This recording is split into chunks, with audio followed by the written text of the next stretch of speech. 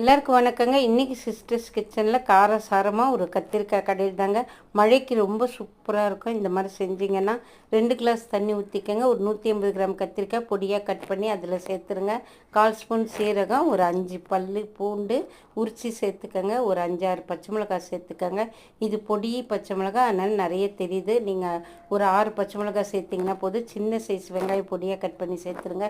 2 தக்காளி, 1/4 ஸ்பூன் மஞ்சத்தூள், 1/4 ஸ்பூன் பெருங்காயம், 2 பிஞ்ச் புளி எல்லாத்தையும் குக்கரில் சேர்த்துட்டு மூடி ஒரு 3 விசில் விட்டு அப்படியே வச்சுருங்க.